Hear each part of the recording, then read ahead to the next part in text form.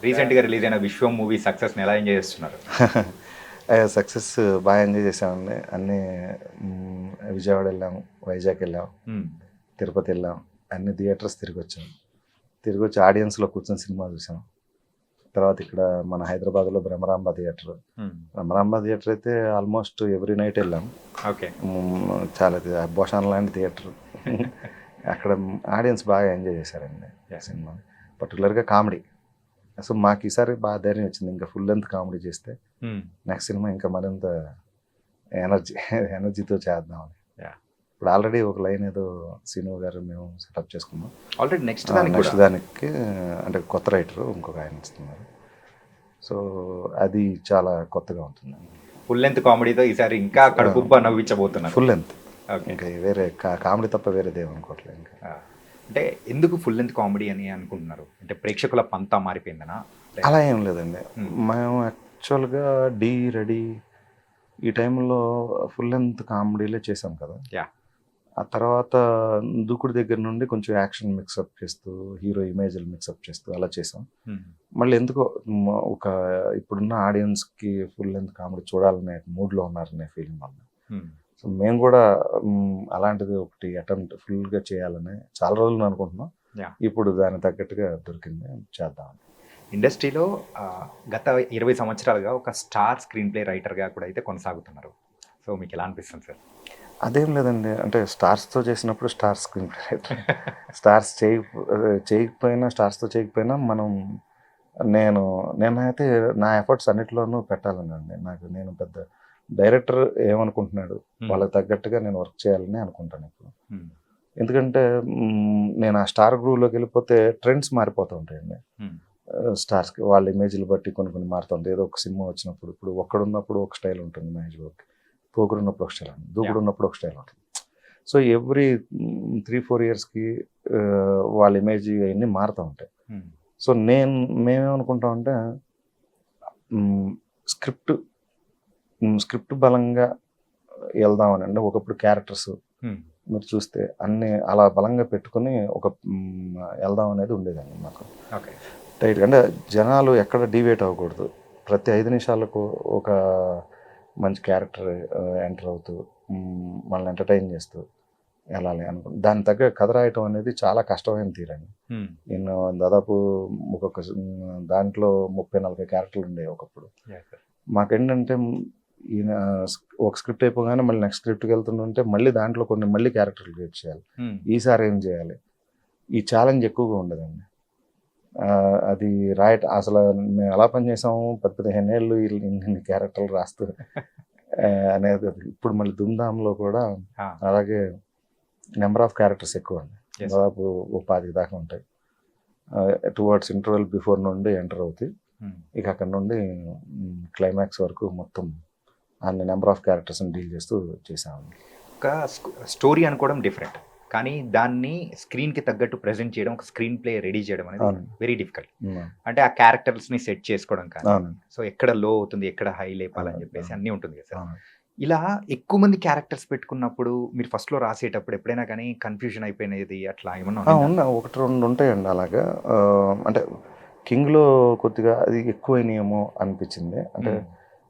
అన్ అంతమందిని మరీ పెట్టి అంటే కొంచెం కథ డైల్యూట్ అయ్యే ఛాన్స్ ఉంటుంది. హ్మ్. కొన్నిసార్లు అయితే ర వాళ్ళు రన్ చేస్తూ ఇంట్రెస్ట్ క్రియేట్ చేయాలనేది అంటే ఆ క్యారెక్టర్లు పండుతూ కథ కూడా ఫ్లో ఎక్కడ డీవియేట్ అవ్వకూడదు. ట్రాక్‌లాగా వెళ్ళకూడదు. యాహ్! కథలోని వితిన్ ది స్టోరీలోనే స్టోరీ కనెక్ట్ అవుతూ వెళ్తుంటేనే జనం ఎంజాయ్ చేస్తుంటారు. హ్మ్. రెడీలో అది ఎక్కువ జరిగింది. సెకండ్ హాఫ్‌లో. తర్వాత దూకుడులో కూడా అది బాగా వర్కౌట్ బాగా అయింది. వర్కౌట్ అయింది. 'కింగ్' గురించి టాపిక్ వచ్చింది కాబట్టి, 'కింగ్‌లో' ప్రతి క్యారెక్టర్ కూడా ఒక్కొక్క స్పెషలైజేషన్ అనేది కూడా ఇచ్చారు. అవునండి. 'జయప్రకాష్' గారికి కానీ, అవును. అండ్ 'శ్రీహరి' గారికైతే అవును. పర్టిక్యులర్‌గా ఆ పెయింటింగ్ క్యారెక్టర్ గాని, అవును. ఇంకొకటి 'జయసూర్య' క్యారెక్టర్. అవునండి. సార్ ఈ 'జయసూర్య' క్యారెక్టర్ ఎవరి దగ్గర నుంచైనా అంటే ఏ మ్యూజిక్ డైరెక్టర్ అయినా ఇన్‌స్పిరేషన్ తీసుకున్నారా ఏంటి? లేదండి. యాక్చువల్‌గా అదే చాలామంది అంటూ ఉంటారు గానీ ముందు మేము అసలు కాంట్రోవర్సీ‌లకి దూరం అసలు ఫస్టు. కాకపోతే కాంటెంపరీగా మ్యూజిక్ డైరెక్టర్లు ఎలా ఉంటున్నారు, వాళ్ళ బాడీ లాంగ్వేజ్ ఏంటి అనేది కంపల్సరీగా పెడతాం కదా.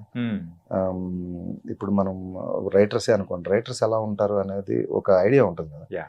ఒక కళ్ళజోడు ఉండో లేకపోతే అలాంటి టోనే ఒక డైరెక్టర్ అంటే ఎలా ఉంటాడు, క్యాప్ పెట్టుకుంటాడు. ఆ స్టైల్లోనే మ్యూజిక్ డైరెక్టర్లకి ఒక ఆర్యం కావాలి కాబట్టి అప్పుడు కాంటెంపరీగా ఉన్న వాళ్ళని కొంచెం ఆ డ్రెస్సింగ్, Yeah. ఆ స్టైల్, అలాగే వాళ్ళు అప్పుడు షోస్ చేస్తూ ఉండేవాళ్ళు. ఆ షోస్లో వాళ్ళ బిహేవియర్ ఎలా ఉంటుంది, వాళ్ళు ఎలాగ అడ్డుపడతా ఉంటారు, అట్లనే దృష్టిలో పెట్టుకుని చేసాము. చక్రి గారిని అట్లేమన్నా అలా ఏం లేదండి. అలా ఏం లేదు. చక్రి గారితో మేము దేనికైనా రెడీ అవన్నీ చేసాం. Yeah. అలా ఏం లేదు. అది ఎందుకు అలా వచ్చింది పబ్లిసిటీ. అప్పుడు ఇప్పుడున్నంత మీడియా అప్పుడు లేదు కదండి. Yes. ఉన్న దాంట్లోనే దాన్నే ఎక్కువ ట్రోల్ చేసినట్టుగా అనిపించింది, బట్ నిజం కాదు. Okay. మేము ఆయన చాలా క్లోజ్ ఫ్రెండ్ అసలు ఇప్పుడు. కాకపోతే అదే ఆ హ్యాట్ పెట్టడం ఏదో అట్లా దాంట్లో ఏదో వచ్చింది. కానీ ఏంటంటే అది షోస్లలో ఇప్పుడు దాన్ని ఒక యూనిక్ గా చేస్తున్నారు. అవును. ఎప్పుడైనా కానీ రియాలిటీలో జరిగితే దాన్ని సినిమాలో చూస్తాం, కానీ సినిమాలో జరిగింది రియాలిటీలో ఇప్పుడు చూస్తున్నాం. ఆ క్రియేషన్ అంతా మీదే సార్. అదేనండి. ఇప్పుడు అప్పుడేమో మేము అక్కడ చూసి ఇన్స్పైర్ అయ్యి రాసింది, దాన్ని మనం కొంచెం క్రియేట్ చేసి రాసింది ఉంటుంది కదా. ఇప్పుడు అనుకోకుండా మ్యూజిక్ డైరెక్టర్లు కూడా అలాగే బిహేవ్ చేస్తున్నారు. చేస్తుంటే దాన్ని మళ్ళీ కింద మీమ్స్ లాగా పెడుతుంది చూస్తున్నాను నేను నెట్లో. అదే సీన్ గారు ఆ టైమింగ్ని బ్రహ్మాండంగా పండించారండి, ఎంటైర్ క్రియేటివ్ పోస్ట్. అంటే నేను ఫస్ట్ కింగ్కి కథ కంటే ముందు ఈ ఎపిసోడ్ చెప్పానండి. అంటే ఈ క్యారెక్టరైజేషన్ తోటి మొత్తం చెప్పాను. దాన్ని నేను ఎప్పుడు ఎలా ఉంటుందంటే సీను గారితో ఏదైనా చేసిన తర్వాత ఆయన దాన్ని ఎలా తీస్తారని నేను ఒక ప్రేక్షకుల్లాగా వెయిట్ చేస్తాను. ఎందుకంటే మనం చెప్పాం సరే, తర్వాత నేను కానీ కోనా గారు కానీ చెప్పిన తర్వాత మళ్ళీ ఆయన దాన్ని ఎలా తీసుకొస్తున్నాడు, మళ్ళీ ఆయన దాని ఫ్లేవర్ ఒకటి తీసుకొస్తాడు ఆయన. సో దానికోసం వెయిట్ చేస్తాం, చూసేవాళ్ళం. అలాగే ఆయనది ఒక యూనిక్ టైమింగ్ అండి కామెడీలో. మాకు బాగా సింక్ ఏంటంటే మేము అనుకున్న దాన్ని మేము ఎప్పుడు కూడా ఈయన ఇంకోలాగా తీశాడు అలాంటి ఫీలింగ్ ఎప్పుడు రాలే. బెటర్ చేశారు తప్ప. సో అందుకే ఆయనతో మాకు జర్నీ అంత బాగా సింక్ అయింది. దాని గురించి కూడా మాట్లాడుకున్నాం. అండ్ ఒకసారి కొంచెం ఫ్లాష్ బ్యాక్లోకి వెళ్తే, నువ్వు నేను సినిమాకి మీరు ఒక ఏడీగా వర్క్ చేశారు. ఆ జర్నీ అనేది ఎలా మొదలైంది సార్ ఇది తేజ గారితో? అంటే యాక్చువల్గా నేను అప్పటికి ఒక బి గోపాల్ గారి దగ్గర, ఎన్ శంకర్ గారి దగ్గర అసిస్టెంట్ డైరెక్టర్గా చేశాను. ఓకే. సో అప్పుడు కొత్త వరవడిలో చిత్రం అనే సినిమా స్టార్ట్ అయింది. ఆ సినిమాకి కూడా నేను ఆల్మోస్ట్ రెగ్యులర్గా అది 35 రోజులు షూటింగ్ అయితే 35 రోజులు వెళ్ళాను. అంటే ఆయన ఏడీగా వచ్చేసేయమని అడిగారు నన్ను. మాది ఇంకా షూటింగ్ కంప్లీట్ అవ్వాలి బి గోపాల్ గారిది. వాళ్ళు న్యూజిలాండ్కి వెళ్ళారు షూటింగ్ చేయడానికి. వాళ్ళు వెళ్ళొచ్చే లోపల ఈ సినిమా ఫినిష్ చేశారు ఆయన. అప్పుడు అంటే ఇక్కడేమో ఒక్కొక్క షాట్ తీయడానికి చాలా టైం పడుతుంది, పెద్ద సినిమా అప్పుడు. సో ఇది చిన్న సినిమాలో చాలా భలే కంఫర్టబుల్గా తీస్తున్నారు, నేర్చుకుంటానికి ఫాస్ట్గా నేర్చుకుంటానికి అవకాశం ఉంది అని చెప్పి అలా నువ్వు నేనుకి డైరెక్షన్ డిపార్ట్మెంట్లో ఫస్ట్ ఆయన మాటల్లో కథలు డిస్కషన్స్ చేస్తున్నప్పుడు నువ్వు రైటర్గా డిస్కషన్స్కి వచ్చేసి అని చెప్పారు. కరెక్ట్గా నాకు తెలిసి ఒక 20 years బ్యాక్ దసరాకి